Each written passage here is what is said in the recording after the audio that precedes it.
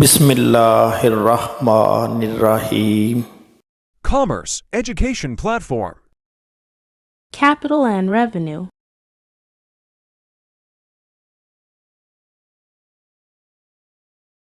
State which items are chargeable to capital and which to revenue. Purchase goods for resale purposes for ₹30,000। Goods आपने खरीदी हैं बेचने के लिए, ये रेवेन्यू आइटम है, इसको हम कहेंगे रेवेन्यू एक्सपेंडिचर। रीज़न क्या है कि चीज़ें आप ख़रीदते हैं बेच देते हैं, ख़रीदते हैं बेचते हैं, तो साल में ये चीज़ कई दफ़ा होती है। Old machinery was repaired at a cost of ₹2000। पुरानी मशीनरी को रिपेयर कराया है, 2000 रुपये उस पर कास्ट आई है। अब दो रिपेयर होती हैं, एक होती है नॉर्मल रिपेयर, एक होती है मेजर रिपेयर।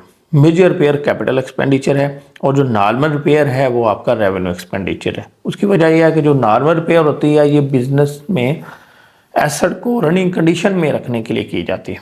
अगर आप ये रिपेयर नहीं कराते तो आपका जो एसेट है ख़राब हो जाएगा, फिर आपको उस पर बड़ा खर्चा करना पड़ेगा।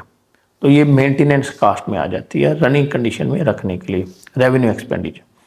Old machinery having book value of ₹40,000 was sold for ₹37,000।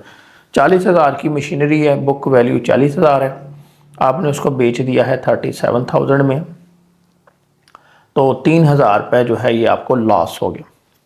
अब आप 37,000 को कहेंगे कैपिटल शीट्स, एसेट को बेचने से जो पैसे मिलते हैं कैपिटल शीट्स, और अगर उस पर प्रॉफिट हो कैपिटल प्रॉफिट, लॉस हो तो कैपिटल लॉस है, तो ये लॉस है, इसको हम कहेंगे capital loss. Amount spent on the uniform of factory worker, factory workers को यूनिफॉर्म लेके दी है, तो ये भी आपकी रूटीन की एक्सपेंडिचर हैं। आप हर साल ही उनको यूनिफॉर्म लेके देते हैं या जब फट जाती है फिर लेके देते हैं, तो ये बिज़नेस को रन करने का, बिज़नेस को मेंटेन करने का ही खर्चा शुमार किया जाता है, इसको हम कहेंगे रेवेन्यू एक्सपेंडिचर।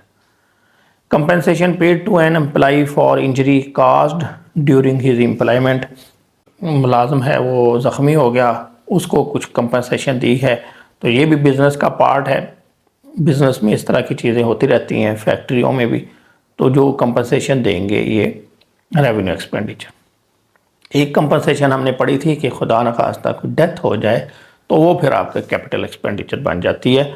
उसकी रीज़न होती है कि उसकी अमाउंट बहुत ज़्यादा होती है, हैवी अमाउंट की वजह से फिर हम उसको कैपिटल एक्सपेंडिचर शुमार करते हैं।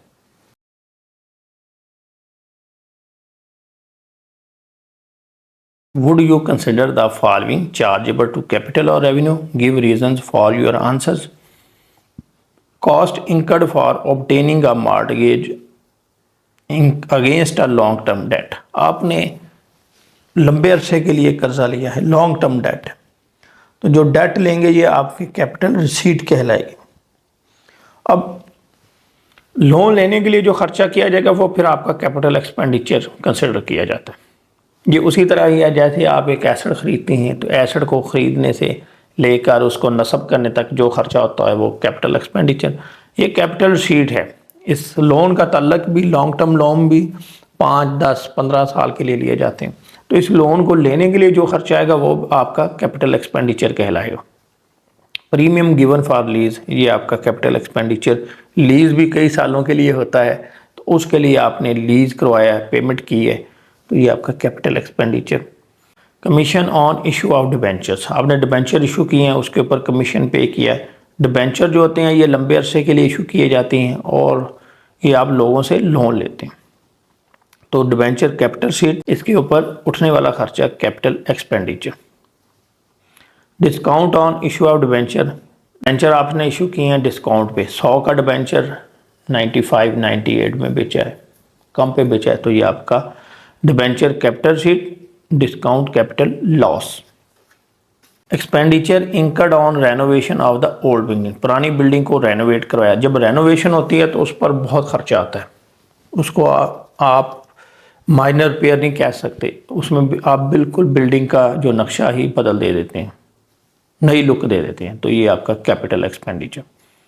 Cast of registration of newly formed limited company, आपने एक नई कंपनी रजिस्टर कराई है, उसकी कॉस्ट आई है, तो ये प्रीमियम एक्सपेंसेस कहलाते हैं और इनको हम रेवेन्यू एक्सपेंडिचर कहते हैं।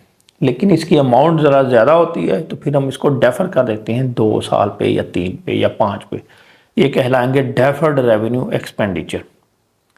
Cost of registration of a newly form limited company, deferred revenue expenditure. Legal expenses incurred for checking abuse of our trademark by others. ये ट्रेडमार्क का मिस यूज़ किया है उसके हवाले से आपने legal expenses. Routine matter, revenue expenditure. Expenditure incurred on the construction of temporary huts which were necessary for the construction of a cinema hall। Cinema hall की construction के लिए, यानी आप नया सिनेमा हॉल जो है कंस्ट्रक्ट करा रहे हैं, उसको तामीर करने के लिए हट्स बनाने भी ज़रूरी थे। तो ये वही एग्जांपल हो गई जिस तरीके से आप कोई एसेट ख़रीदते हैं, बिल्डिंग नई बनाते हैं या ख़रीदते हैं, तो उस वक्त जो भी ख़र्चा आता है वो हम उसी को डालते हैं उसकी एक्वायरिंग कास्ट में या कंस्ट्रक्शन कास्ट में। तो ये भी आपने सिनेमा बनाना है, सिनेमा बनाने के लिए ये हट्स बनाने भी ज़रूरी हैं, तो इन हट्स का ख़र्चा भी सिनेमा हॉल की कीमत में शामिल किया जाएगा। तो ये जो कंस्ट्रक्शन ऑफ सिनेमा हॉल है ये आपका कैपिटल एक्सपेंडिचर, ये ख़र्चे भी जो होंगे ये भी कैपिटल एक्सपेंडिचर कहलाएंगे। Repair necessitated by negligence and lack of care and tension. Repair करवाई है जो कि मज़दूरों की नेग्लिजेंस की वजह से या एहतियात ना करने की वजह से, तो ये भी नॉर्मल रिपेयर है। इस तरह की तो चीज़ें होती रहती हैं, तो ये इनको हम कैपिटलाइज नहीं करते, ये भी आपके रेवेन्यू एक्सपेंडिचर कहलाएंगे। Cost of experiment which did not prove success. आपने एक्सपेरिमेंट किया जो कि कामयाब नहीं हो, तो इसमें 2 ऑप्शन हैं। अगर तो कामयाब हो जाए फिर तो वो कैपिटल एक्सपेंडिचर ही है, क्योंकि उससे आपको कई सालों तक बेनिफिट मिलेगा। लेकिन अब ये कामयाब नहीं हुआ, फ्लॉप हो गया, तो इसकी 2 ऑप्शन है। आप नोट भी दे सकते हैं, आप इसको रेवेन्यू एक्सपेंडिचर भी ट्रीट कर सकते हैं कि जो खर्चा है वो सारा 1 साल में ही डाल दिया जाए और बात ख़त्म कर दीजिए। दूसरा तरीका यह है कि अगर वो उसकी अमाउंट बहुत ज़्यादा है तो फिर आप उसको 2-3 सालों पर डेफर भी कर सकते हैं, यानी आप इसको रेवेन्यू एक्सपेंडिचर भी ट्रीट कर सकते हैं और आप इसको डेफर्ड रेवेन्यू भी कह सकते हैं।